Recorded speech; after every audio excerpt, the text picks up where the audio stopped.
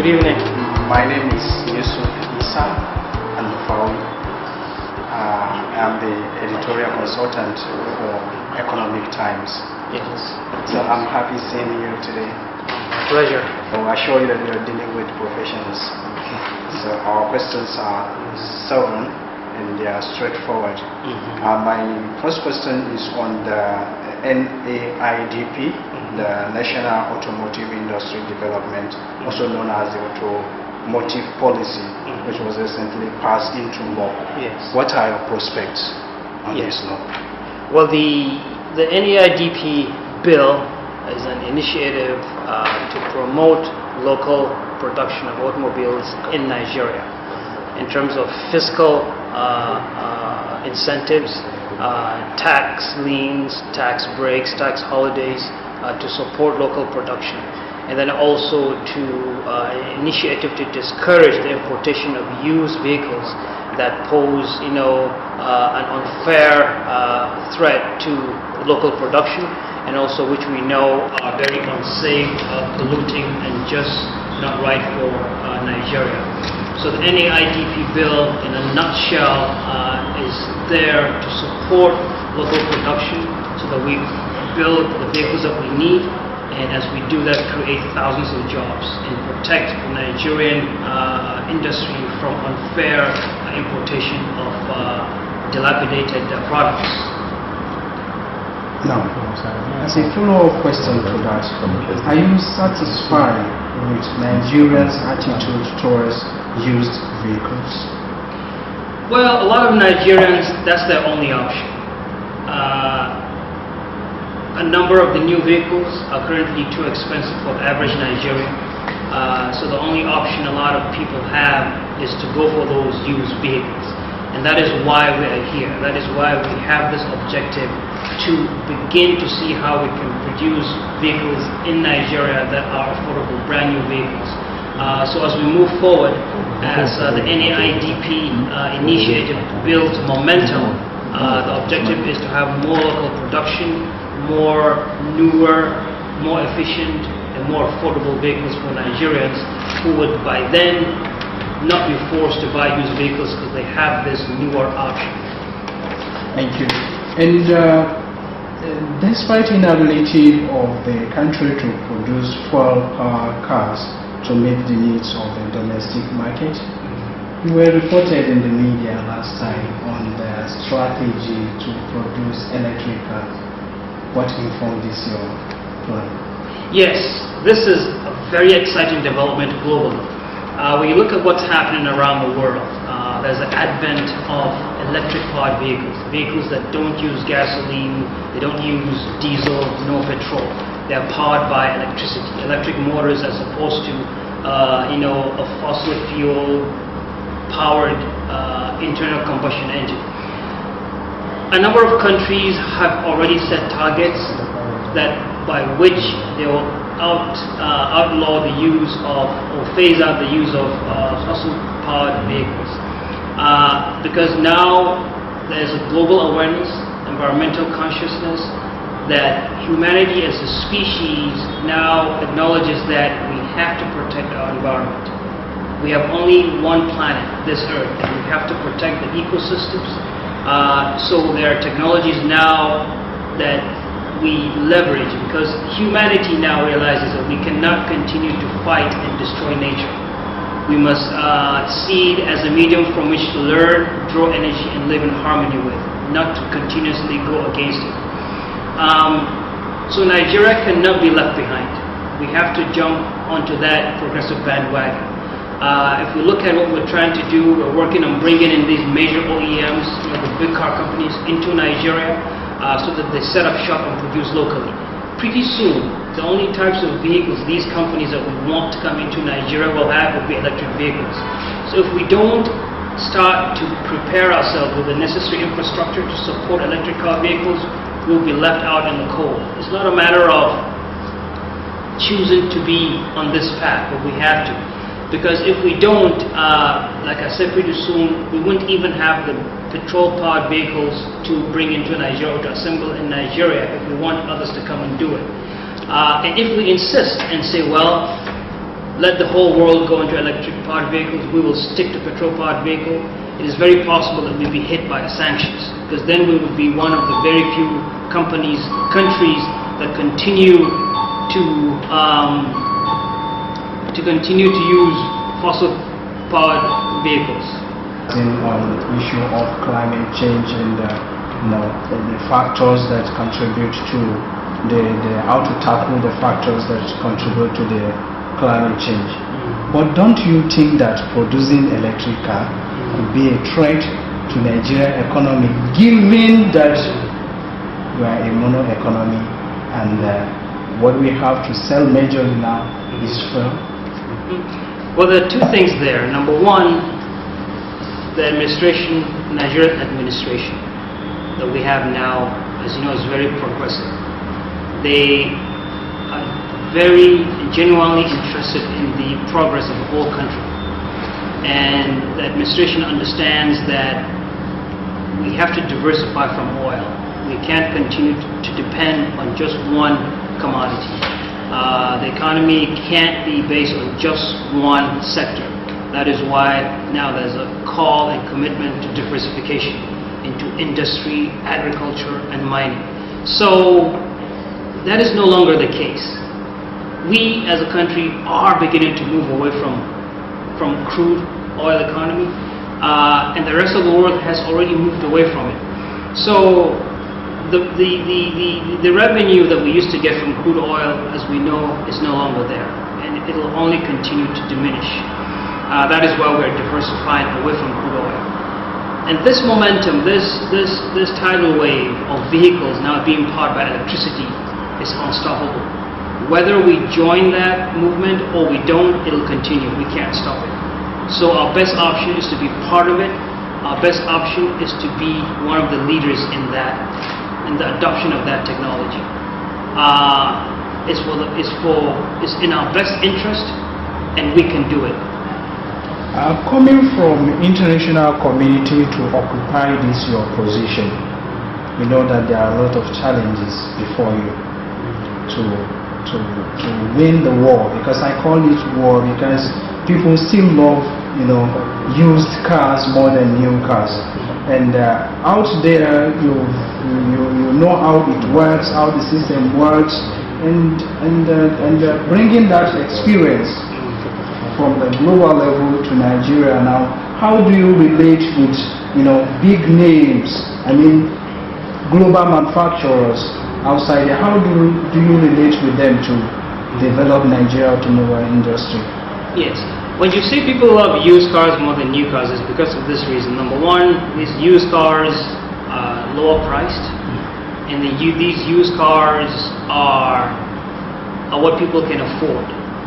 And the new ones are too expensive. But our objective, NADDC, together with all relevant stakeholders, is to enable the production of brand new vehicles in Nigeria that surpass the used ones. What we want to do is say, okay, these are the types of vehicles that Nigerians bring in used, 5, 10, sometimes 15 years old. How do we provide the latest versions of those vehicles right here? I'm sure any Nigerian would go for the brand new vehicle. And then we're also looking at providing a vehicle financing scheme where Nigerians don't have to put down 100%. So you go down, put down maybe 5%, and then pay the vehicle over time. We'll just lease it for 2 or 3 years, take it back, get another new one. So we're looking at providing financing options to Nigerians to allow them to get into new vehicles.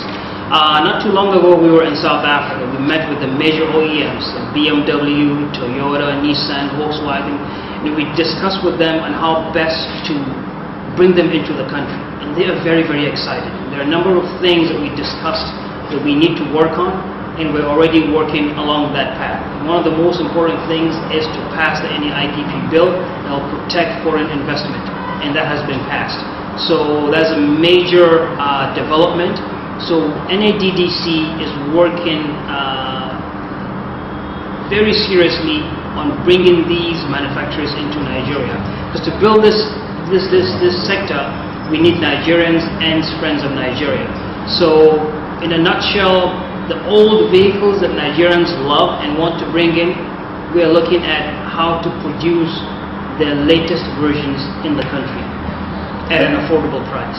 What is your relationship with Nigerian universities and colleges of technology on automobile policies and local content? What's your relationship? The use of local content. Right. Well, the big thing is, there's a skills gap in Nigeria.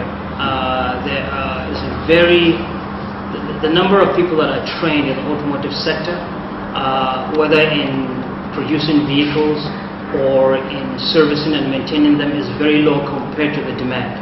Our engineers go through university and they're not really practically oriented. So NADDC is working closely with a number of universities to see how we can up the ante in training engineers to be really practically oriented. We have already donated a number of mechatronics equipment to a number of institutions in Nigeria. For example, do you have some of their names? Yes, like the Lagos State Polytechnic, and then we have others in the pipeline at ATBU Bauchi and University of Ibadan. We have already bought equipment that would be supplied to them very soon. So we're working very closely with institutions of higher learning to see how we can develop the curriculum and develop really practically minded automotive engineers. Do you have a budget for all this? Yes, whatever we do is in the budget. As a government body, whatever we propose to do must be captured in the budget of the particular year. And how much do you propose to spend on some of this, say, this year? Enough to do what we need to do. Okay. Thank you. And industry, trade and investment, of course, I call it nucleus of ERGP. Yes. Because they are leading in that struggle. And one of the strategies they want to deploy is through the establishment of the auto industry part to realize the ERGP plan. Yes. How do you react to this? Oh, this is an exciting development which we, in terms of the automotive sector, fully engaged. Yes, and I would like you to update us on that too. Right. When you look at a vehicle, it is made up of thousands of components. And each one of these components is made by a certain company, and they bring them together and assemble. Definitely per the standards of the OEM, the designer and the developer of the main vehicle. So the production of components is essential to a healthy automotive sector, and that is one of our objectives. So we're looking at setting up 3 automotive industrial parks in the country. One in Kaduna, the second in Oshobo, and the third and the most advanced in terms of progress as a project is the one in Inyewi. As we know, Inyewi is already a hotbed for automotive auto parts. Yes, it has a long history in that sector. So we're having this auto park right there in Inyewi. We're engaging stakeholders, both national and international, to make sure that this automotive industrial park in Inyewi is really relevant to where the industry is headed in the future. Because we don't want to start to enable the production of parts that will be obsolete in a couple of years. So whatever we begin to produce in Inyewi, we'll make sure it will be relevant in the next 10, 20, 30 years. There's already a committee set up of NADDC, staff of the Federal Ministry of Industry, Trade and Investment, and other foreign stakeholders. We've had discussions. When we were in South Africa, we met with NACAM. This is a consortium of manufacturers that assemble or produce components, and we hope to engage them even further into being one of the off-takers in places like Inyewi. But there's so much opportunity there to really go in there and not just to make a contribution to that region, but to the whole Nigerian automotive ecosystem. And like I said, we're not just building another automotive industrial park. We want it to be tied into the 3 mega trends of the automotive industry: electrification, autonomy, and ride sharing. So I know these could be, topics of debate, but like I said, we have to be world standards. And whatever we do from now on, we have to make sure it is as advanced as it would be in any part of the world. Thank you very much. Your responses give birth to more questions. But let me just ask you this. There is this automobile company, I think government-owned automobile companies, the one in Kano. I can't remember the name now specifically. But I'm sure you know what There's been a couple, yeah. Yes. What is the status of those assemblies? Right. Well, as we're all aware, really, there's what we call installed capacity and then actual capacity when we're dealing with how many vehicles any particular company or outfit manufactures. For example, a company could have, because of other challenges, they can only produce 1,000. This is a major challenge being faced by a number of stakeholders in Nigeria. So we're working with them, we're working with all relevant stakeholders to see how we can really increase that capacity. And for the ones that have really stopped production, we're also working towards reviving them. But the important thing here is to understand that in this age, all this momentum needs to be private sector. The government is not the right institution to go into many places and actually be the one that produces or manufactures goods. But we're here to enable, to facilitate, and to empower the private sector to really go into this industry. So some of these facilities that used to be active 10, 20 years ago that are now dormant, we are very willing to come in and support the private sector in reviving them, or even in starting to produce newer types of vehicles there. Lastly, what level are you taking the National Automotive Design and Development Council to, say, in 10 years? In 10 years, we really hope to have a very high percentage of the vehicles produced, very high percentage of the vehicles used in Nigeria to have been made in Nigeria. But then not just to produce vehicles, but to also have Nigerians as part of the design and development phase. Because we can't just produce vehicles. We have to look around. Every day you hear about, a young man in Lagos has, designed a certain type of vehicle. Another young man in Bauchi has done something. So, but a lot of times these young kids have nowhere to go.